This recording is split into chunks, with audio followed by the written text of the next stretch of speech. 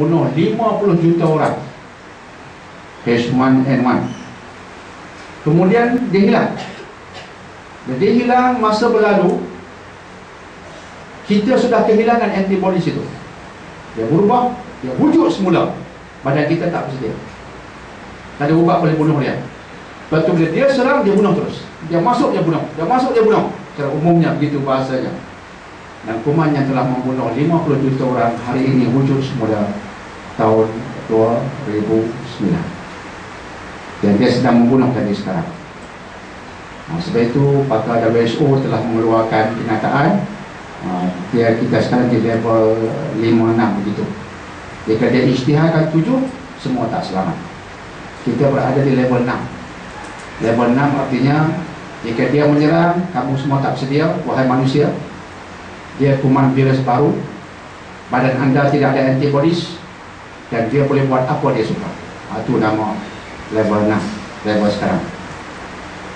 Jadi itu ujian pada kita. Apa boleh kita buat? Tak ada ubat. Tak payah cari ubat, tak ada ubat.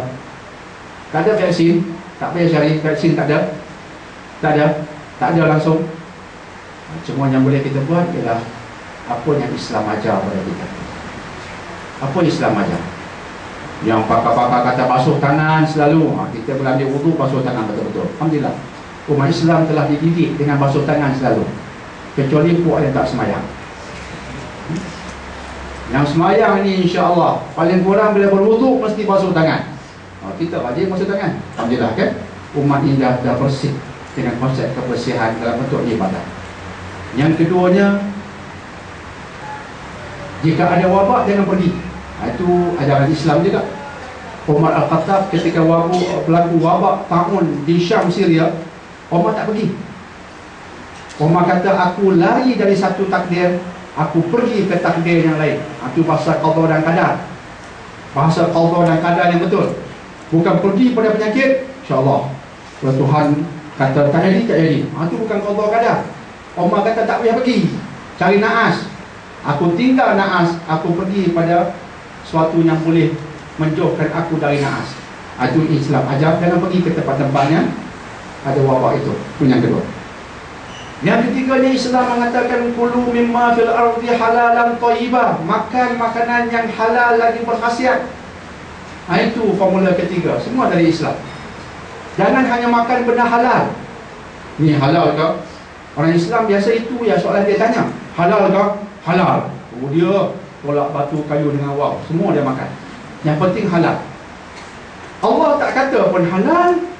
Allah kata halalan thayyibah, halal lagi berkhasiat. Ada benda yang halal tapi tak berkhasiat. Contoh ajinomoto. Ajinomoto halal, tapi jika kanak-kanak kita jamu dengan masakan ada ajinomoto, mood dia berubah, anak itu boleh menjadi anak yang panas barat disebabkan ajinomoto itu, monosodium glutamate. Ajinomoto itu halal, tapi dia bukan thayyibah. Dia boleh menyebabkan anda barat, terutama di kalangan anak-anak. Ini kajian. Sebab itu Quran kata tengok halal dan thayyibah. Sebab itu disuruh kita makan sayur banyak, ikan banyak, vitamin D banyak. Dia tingkatkan pertahanan badan. Itu cara nak lawan apa-apa flu sekalipun, insya-Allah. Dan kemudian janganlah senang anda pergi ke tempat-tempat pegang tembok dan sebagainya. Kalau terpegang tembok, basuh tangan. Sebab kemungkinan ada orang yang dapat penyakit itu, dia bersin, terpercik ke tembok itu, anda pun pegang, dan sapu muka bismillah. Jadi buat masa sekarang tu insya-Allah jaga-jagalah dari situ. Walaupun Malaysia masih lagi Allah pelihara, alhamdulillah Allah sayang pada kita. Wabak kita bentuk lain, tapi wabak ni tak menyerang juga, alhamdulillah. Allah Allah.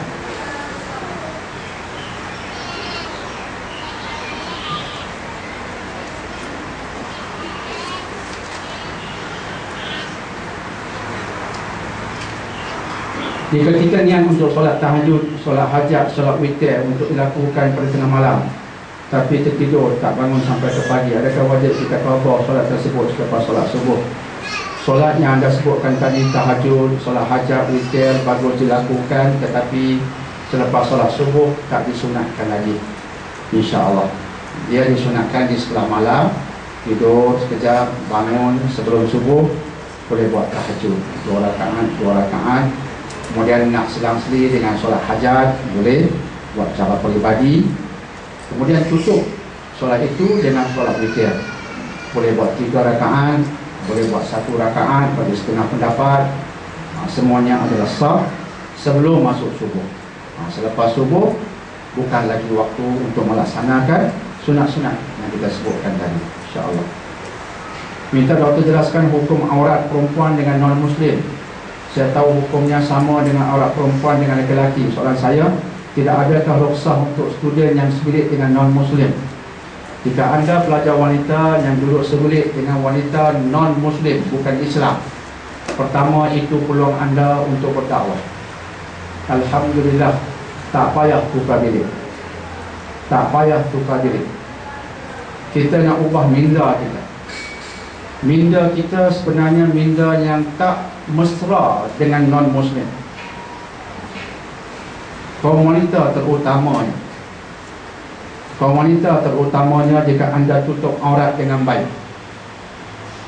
Saya khawatiri pendidikan Islam pada hari ini melahirkan wanita yang menjaga aurat, tetapi dia hanya boleh hidup dalam kelompoknya sahaja.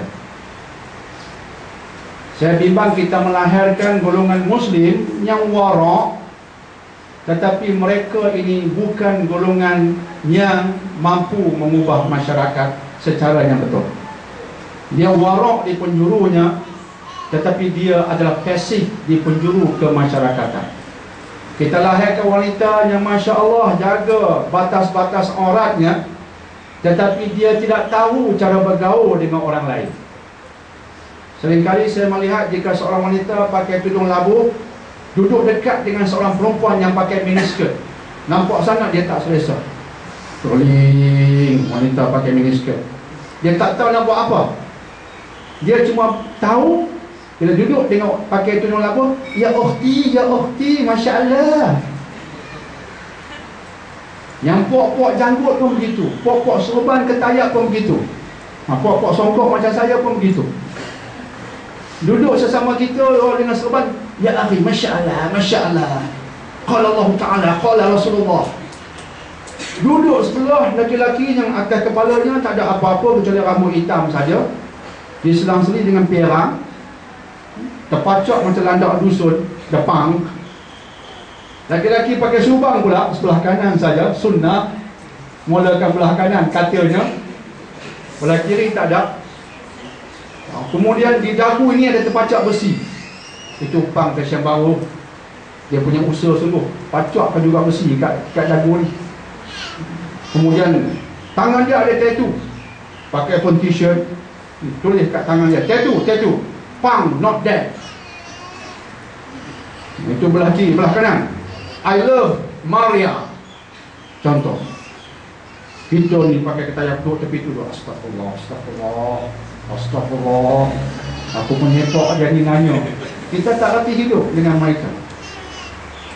Ketika kita melahirkan orang macam itu, kita gagal melahirkan pendakwah hari ini.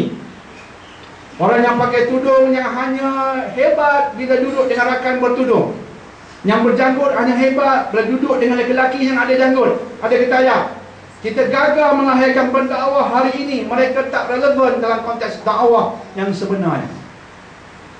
Tetapi andai kata kita mampu melahirkan seorang wanita yang pakai tudung, duduk dengan seorang pakai miniskirt, dia bertindak terlebih awal untuk salam. Dia tak tunggu, Assalamualaikum, dari mana? Oh, daripada Kok Diam. Saya daripada insya-Allah daripada JB. Apa gitu. Ini sama-sama kan ikut kursus ni? Sama-sama. Terima kasih, Masya Allah. Dimulakan percakapan, tapi dengan benda yang ringan. Ada pula yang terlampau berani. Assalamualaikum. Qala Allah Ta'ala fi kitabil aziz. Allah berfirman dalam surah An-Nur, wal yadribna bi khumurihinna ala juyubihin. Pakai tudung bagi labuh sampai ke pusat. Kacau. Itu terlampau berani, tak kena pula hikmahnya. Kita mau yang pandai, yang pandai menganalisa. Alhamdulillah,